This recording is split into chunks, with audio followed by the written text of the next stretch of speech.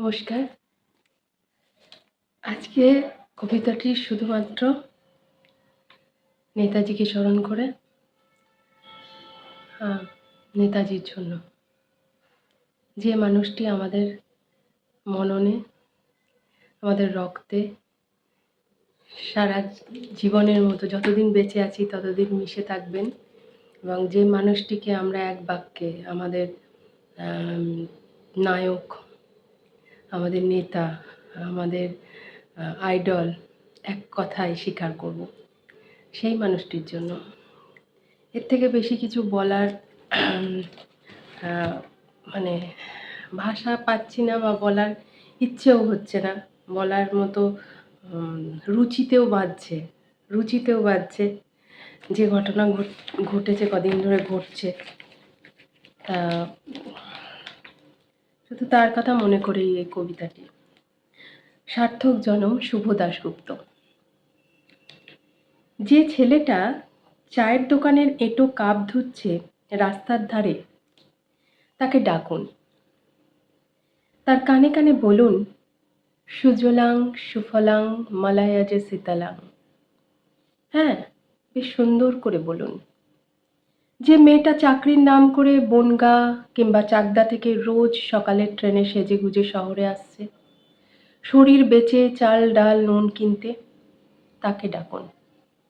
তার কানে কানে সুরেলা কণ্ঠে বলুন, সার্থক জনম আমার জন্মেছি এই দেশে।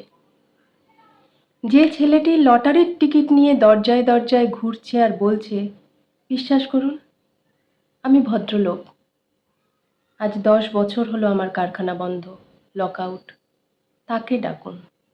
তার কানে কানে বলুন, বলো বলো বলো সবে, শত বিনা বেনু রবে, ভারত আবার জগত সবাই শ্রেষ্ঠ আসন লবে।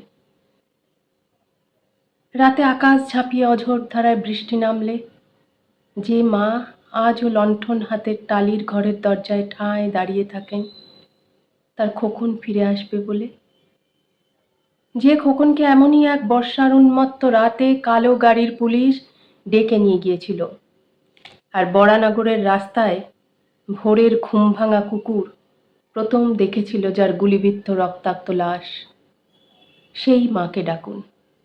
তার কানে কানে বলুন, হাম বুলবুলে হে ইসকি, ये गुलिस्ता हमारा, सारे जहां से अच्छा হিন্দু সীতা হামারা। সবাইকে সবকিছু বলা শেষ হলে শুনশান শীতের রাতে পাঁচমাথার মোড়ে ঘোড়ায় চড়ে বসা সেই মহা বিপ্লবীর পায়ের সামনে ধীরে ধীরে এগিয়ে যান।